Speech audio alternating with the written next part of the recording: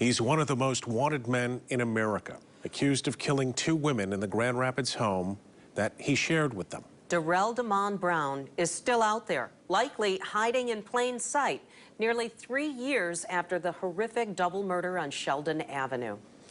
Tonight, for the first time, Target 8 investigator Susan Samples takes us inside the case, revealing the evidence, the timeline of that terrible day, and the terrified whispers of one of his victims in her final moments.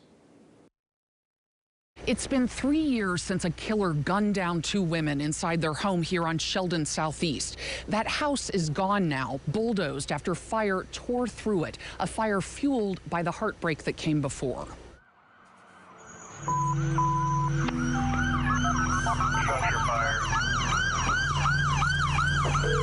9:02 a.m. the call came in. 911 emergency. The first arriving companies found a heavy volume of fire in the front of the house. There was no one standing out front, yet there was cars in the driveway. So it was a bad sign right from the start.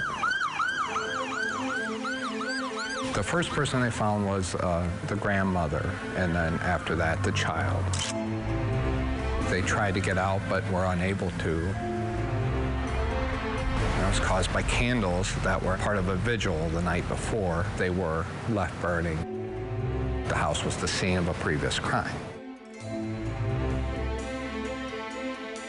Wednesday, March 13, 2019, 10:29 and 25 seconds.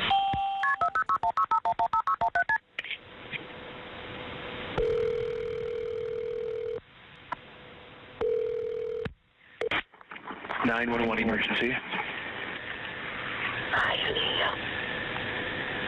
Hello? I need help. Okay, where are you located? I'm sorry, ma'am, I can't hear you. Are you able to tell me where you're located? No. Are you at a... 553 Sheldon Avenue Southeast, please hurry now. Okay, I got Sheldon. What's the number? 553, hurry, please hurry up. 553 Sheldon. Okay, can you tell me what's going on there? Can you just hurry up, please? I'm gonna die. You're trying to kill me. You already killed my family. You need to hurry up, please.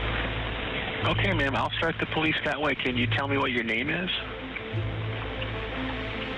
Kiana. The 911 call ended seconds later and the police response began. The Grand Rapids officers who arrived on scene that morning had no way of knowing their actions over the next few minutes would soon come under intense scrutiny. Suspicious condition. We have a female whispering on the line that somebody's trying to assault her. This call looked interesting. So you want to join the fun? I'm trying to kill her. One of the officers wondered if the 911 caller had mental health issues. Sounds like she could be 96, too, you know. 7 minutes and 41 seconds after the 911 call ended, 3 Grand Rapids police officers knocked on the door at 553 Sheldon Southeast. 4 times they knocked, tried the doorknob, but found it locked. 1878, can you try to call back?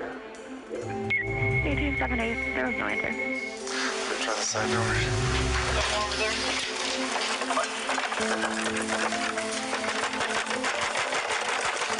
Seems like it's empty. You can see it. It looks like a little dining room or something in there. It's empty. There's nothing in the back here. It is painful to watch with hindsight's benefit. Likely painful, too, was the moment these officers, who'd left the scene hours before, heard a familiar address. 553 Sheldon Avenue Southeast. For female there not breathing, caller says a lot of blood. 2.5 hours after that first desperate plea. Can you tell me what your name is? Kiana. A second frantic 911 call. 911 emergency. Number 553 Sheldon, my sister not moving. Kiana Griffin, who had just turned 25, had known she was going to die. Can you tell me what's going on there? Can you just hurry up, please? It was a friend who found her body on the floor of an upstairs bedroom and yelled for Kiana's brother. I need you to tell me if she's breathing. Watch her chest. I don't know. She's not Is it rising? She had been shot at least 4 times, once in the face. Oh, my Lord, please, my sunshine.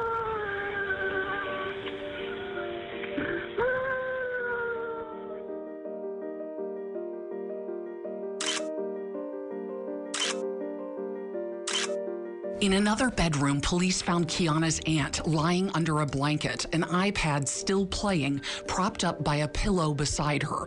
Under the bed, police discovered a blood-stained roll of duct tape. Sherlita Bay-Rabe had been shot in the back of the head. The 2 women lived at the home with its owner, Jacqueline Bay-Rabe, who would later die in the house fire, and Sherlita's live-in boyfriend, unaccounted for after the murders. But this man blindsided all of us. We spoke to the victim's family in 2020, gathered on that doomed front porch, candles in view. The family matriarch was still among them then, unaware of the second deadly tragedy that loomed. Jacqueline described her 47-year-old daughter, Sherlita, as her rock, a sweet, giving soul who had always been shy. She didn't have any boyfriends really during high school, so this was her first, kind of someone who paid attention to her. And at first, he seemed nice. Jacqueline said the day of the murders began like any other. I leave the house at 8 o'clock in the morning. Everything was fine. The family's focus for the 2020 interview, finding the killer and holding police accountable. But then you have someone calling you saying someone is trying to kill me and you won't knock down the door. You don't know. She could have been tied up in this house. Anything. It was, quiet and the doors were locked. Grand Rapids Police and Kent County's prosecutor defended GRPD's response to Kiana's 911 call, explaining officers saw nothing at the house that gave them legal cause to break in. When there's no blood, it's a shut-up house.